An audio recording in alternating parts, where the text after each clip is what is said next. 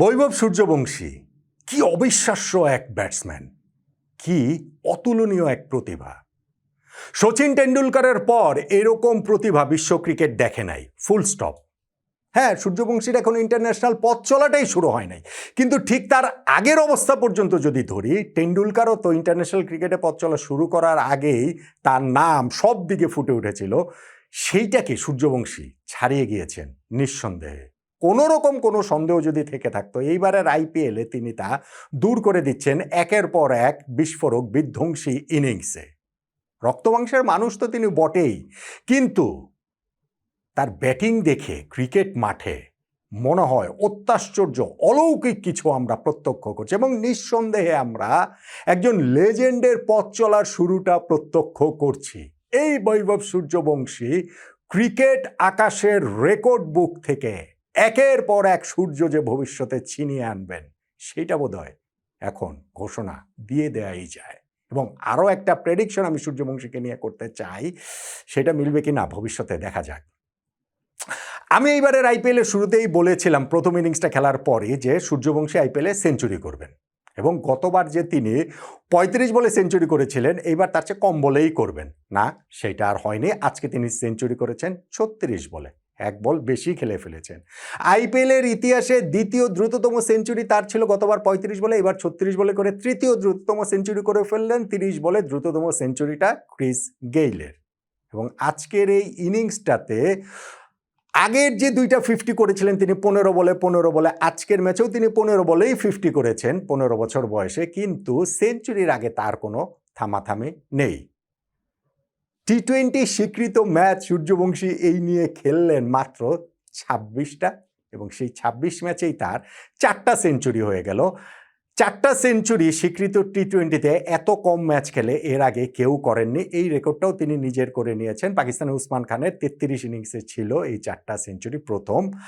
আর আইপিএলে না, স্বীকৃত টি-20-তে 1000 রানও সূর্যবংশীর আজকেও হয়ে গেল। সেটা সর্বকনিষ্ঠ হিসেবে তো বটেই, সবচেয়ে কম বল খেলেও একের পর এক রেকর্ড তার ব্যাটে আজকে ভেঙে চুরে গিয়েছে। যদিও শেষ পর্যন্ত গিয়ে তিনি পরাজিত দলে। তার দল রাজস্থান রয়্যালস এই ম্যাচটা জিততে পারেনি। কেন পারলো না, কোন জায়গাটাতে পারলো না, এই ম্যাচের টার্নিং পয়েন্ট কোনটা, সেই আলোচনাটাই তো করছি। কিন্তু পরাজিত দলে থাকলেও রে ভাই, সূর্যবংশীর ইনিংসটাই আজকের হাইলাইটস নিঃসন্দেহে, এবং এই ইনিংস নিয়ে আরও অনেক অনেক দিন কথা হবে। ভবিষ্যতে যখন সূর্যবংশী একের পর এক রেকর্ড আরও অনেক কিছু ইন্টারন্যাশনাল ক্রিকেটে ভাঙতে থাকবেন, তখন হয়তোবা এই ইনিংসটা যারা দেখেছিল তারা সেই গল্পটা করতে পারবে। সূর্যবংশী এইবারের আইপিএলে প্রথম বলটাতে বাউন্ডারি মারার একটা মোটামুটি ট্রেন্ড বানিয়ে ফেলেছেন, আর আজকেও সেই চেষ্টাটা করেছিলেন প্রফুল হিংয়ের বলে, সেইটা তিনি পারেননি, এবং সেই রাগ থেকেই কিনা পরের 4টা বলে ছক্কা ছক্কা ছক্কা ছক্কা, এবং পাওয়ার প্লের মধ্যেই তিনি নিজের 50-তে পৌঁছে যান, সেইটাও মাত্র 15তম বলে সাকিব হোসাইনকে একটা ছক্কা মেরে, যেই সাকিবকে এইবারের আইপিএলে প্রথমবারের মতো তিনি ছক্কা হজম করলেন। আর সেইখানে তো থেমে থাকেননি, সেঞ্চুরির যে সময়টা সূর্যবংশীর, ওই সময়টাও দেখুন 87 রান থেকে সেঞ্চুরিতে তিনি পৌঁছে গিয়েছেন। প্রথমে ফ্লিক করে একটা ছক্কা মেরে, তারপরে মিডনের উপর দিয়ে তুলে দিয়ে একটা বাউন্ডারি মেরে, এবং পরের বলটা সেই লং অন দিয়ে ছক্কা মেরে মাত্র 36 বলে তিনি সেঞ্চুরিতে পৌঁছে যান। হেলমেট খুলে ফেলেন, গ্লাভস খুলে ফেলেন, এরকম লাভ সাইন তিনি দেখান, ডাগ আউটের দিকে তাকিয়ে স্যালুট দেন। সূর্যবংশী আমাদেরকে যেটা দেখাচ্ছেন তাকে এই ভালোবাসা এবং এই স্যালুট দর্শকদের দিক থেকেও আসলে দিতেই হবে। কি অসাধারণ একটা ইনিংস তিনি খেললেন। সেই ইনিংস খেলার পরও পরাজিত দলে থাকাটা নিঃসন্দেহে একটুখানি বেদনাদায়ক। এইবারের আইপিএলে এটা অবশ্য একটা ট্রেন্ডে পরিণত হয়ে যাচ্ছে বলে মনে হচ্ছে, কেননা আইপিএলে এখন পর্যন্ত 8টা সেঞ্চুরি হয়েছে এবং ইন্ডিভিজুয়াল, এবং তার মধ্যে 4জন ব্যাটসম্যানই পরাজিত দলে থাকে। আজকের প্রথম ম্যাচটাতেও যেমন দিল্লি ক্যাপিটালসের KL রাহুল, তিনি 152 রান করেও পরাজিত দলে ছিলেন, এবং সেই ম্যাচটাতে দিল্লি ক্যাপিটালস 264 রান করেও জিততে পারেনি, পাঞ্জাব কিংস সেই রান টপকে গিয়েছে। ফলে আজকের এই পরের ম্যাচটাতে যে রাজস্থান রয়্যালস 228 করেছে এবং সেইটাকে টপকে গিয়ে যে জিতে গেল এইখানটাতে সানরাইজার্স হায়দ্রাবাদ, তাতে তাই আপনি আসলে অবাক নাও হতে পারেন। সূর্যবংশী সেই ইনিংসটা সত্ত্বেও রান 228 হলে, 228কেও বলতে হচ্ছে কিছুটা কম হয়েছে। কেন 228কে কিছুটা কম হয়েছে বলছি, শুরুতে যেমন ধরেন তার ওপেনিং পার্টনার যশস্বী জয়সওয়ালের উইকেটটা গিয়েছে, তারপরে 112 রানের একটা পার্টনারশিপ ধ্রুব জুরেলের সাথে তিনি করেছেন। জুরেল কত 35 বলে 51 রান করে আউট হলেন। সূর্যবংশী তারপরে নিজের সেঞ্চুরিটা করার পর ভেরি নেক্সট ডেলিভারিটাতে ইনিংসে সেটা 14 নাম্বার ওভার রিভার্স ল্যাপ করতে গিয়ে এলবিডব্লিউ হয়ে তিনি আউট হয়ে যান বটে। তারপরেও তো 6 ওভার খেলা ছিল, ওই 6 ওভারে রাজস্থান রয়্যালস মাত্র 53 রান নিতে পারে এবং সেই জায়গাটাতে ডনোভান ফেরেইরা তিনি কত 16 বলে 33 রানে একটা ইনিংস খেলেছেন, কিন্তু বাকিরা এটা রিয়ান পারাগ বলুন, সিমরান হেটমায়ার বলুন, কেউ কিন্তু সেই এক্সিলারেশনটা করতে পারেনি। রানটা খুব সহজেই 250 হতে পারতো, সেইটা যখন 228 হয় তখন ওইটাকে মাত্র বলতে হচ্ছে, কেননা ওই রান টোপকে সানরাইজার্স হায়দ্রাবাদ আবার জিতে গিয়েছে মোটামুটি সহজেই বলতে পারেন 5 উইকেট। এবং সেইখানটাতে দেখেন তারাও ইনিংসের শুরুতেই এইখানটাতে যে ট্রাভিস হেড এবং অভিষেক শর্মার পার্টনারশিপ কী করে সেই দিকে দেখার ছিল। ট্রাভিস হেড প্রথম বলটাতেই ক্যাচ দিয়ে বেঁচে গিয়েছিলেন, যদি ওই ওভারটাতেই তিনি আউট হয়েছেন সেই উইকেটের পেছনে ধ্রুব জুরেলকে ক্যাচ দিয়ে জফরা আর্চারের বলেই। কিন্তু সেকেন্ড উইকেটে একটা বিগ পার্টনারশিপ হয়েছে ঈশান কিষানের সঙ্গে অভিষেক শর্মার, এবং সেই পার্টনারশিপের যে 132 রান সেইটাই কিন্তু তাদেরকে নিয়ে আসে ম্যাচ জয়ের কাছাকাছি। অভিষেক শর্মা তিনি লাইফ পেয়েছেন। সিমরান হেটমায়ার একবার তার বলের ফ্লাইটের জাজমেন্টটা একেবারেই ভুল হয়েছে, বুঝতেই পারেননি ফ্লাইটটা কি, সেইটা একটা সুযোগ ছিল। আরও একটা সুযোগ তিনি যখন 30 রানে ছিলেন সেইখানটাতে দিয়েছিলেন, ফলে শেষ পর্যন্ত গিয়ে তিনি 29 বলে যে 57 রানের ইনিংসটা খেলেন সেইটা আসলে গুরুত্বপূর্ণ। যখন তিনি আউট হন 10th ওভারে, তারপরেও সেই সময় তাদের স্কোর 2 উইকেটে 139, বাকি 10 ওভারে আর 90 রান প্রয়োজন, সেটা তো মাত্র 90 রানই।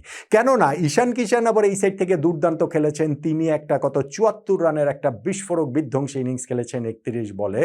তো তিনিও ওই সময় শেষ 5 ওভারে 41 রান প্রয়োজন ছিল আউট হওয়ার পরও ঈশান কিষান, এবং তারপরে গিয়ে 4 ওভারে 36 রান প্রয়োজন। ওই সময় হাইন্ড্রিক ক্লাসেন এবং নীতিশ কুমার রেড্ডি ওই ওভারটা থেকে 20 রান তুলে ফেলেন, 3 ওভারে প্রয়োজন 16 রান, পরে তাদেরকে জিততে তো আর কোনো রকম কষ্টই করতে হয়নি, এরা আউট হওয়া সত্ত্বেও এইখানটাতে সানরাইজার্স হায়দ্রাবাদ ম্যাচটা জিতে গিয়েছে। সানরাইজার্স হায়দ্রাবাদের এই জয়ের মাধ্যমে তাদেরও পয়েন্ট 10 হলো, যেই পয়েন্টটা রাজস্থান রয়্যালসেরও 10, তবে নেট রান রেটে এগিয়ে থাকার কারণে সানরাইজার্স হায়দ্রাবাদ এখন 3 নম্বরে, রাজস্থান রয়্যালস রয়েছে 4 নম্বরে। বৈভব সূর্যবংশীর ইনিংসটাতে একটা লাইফ ছিল, সেই লাইফটা তিনি যখন 30 না 32 রানে তিনি যখন ছিলেন, অনিকেত ভার্মা তার ক্যাচটা ফেলে দেয়। যদি ম্যাচটা জিততো এইখানটাতে গিয়ে রাজস্থান রয়্যালস, তাহলে সেইটা টার্নিং পয়েন্টের দাবিদার হতে পারতো। এবং আজকের দিনে প্রচুর ক্যাচ পড়েছে, 2 ম্যাচ মিলে 14টা-15টা ক্যাচ পড়ে গিয়েছে। অভিষেক শর্মার ওই যে ক্যাচ পড়েছে আমি বলছি, পরের দিক দিয়ে তারা আরও অনেকগুলো ক্যাচ মিস করেছে, ফলে এইটাকেও একটা টার্নিং পয়েন্টের দাবিদার বলতে পারেন। অভিষেক শর্মার সেই ইনিংসটাও তো গুরুত্বপূর্ণ ছিল, কিন্তু আমার কাছে সব কিছু ছাপিয়ে অনেকে হয়তো বা একমত নাও হতে পারেন। আমার কাছে এই ম্যাচের টার্নিং পয়েন্ট কি জানেন? টার্নিং পয়েন্ট হচ্ছে গিয়ে যেইখানটাতে সানরাইজার্স হায়দ্রাবাদ 228 রান তারা করে জিতলো, সেইখানে টার্নিং পয়েন্ট প্যাট কামিন্সের বোলিংটা। এই প্যাট কামিন্স অস্ট্রেলিয়ার, তিনি এই সিজনে প্রথমবারের মতো আইপিএল খেলতে নামলেন এবং সেইখানটাতে 4 ওভার বোলিং করে 1 উইকেট পেয়েছেন, দিয়েছেন মাত্র 27 রান। এইরকম উইকেটে যেইখানটাতে প্রতিপক্ষ রান তুলেছে হচ্ছে গিয়ে এইরকম, মানে চারদিকে পিটিয়ে ছাতু করে রান তুলেছে, সেইখানে 4 ওভারে 7 রানের কম করে দিয়েছেন, মাত্র 27 রান দিয়েছেন প্যাট কামিন্স। ফলে প্যাট কামিন্সের ওই তার 11-এ আসাটা, প্রথমবারের মতো আইপিএলে খেলাটা এবং তার এই বোলিংটাই আমার কাছে মনে হয় শেষ পর্যন্ত গিয়ে টার্নিং পয়েন্ট।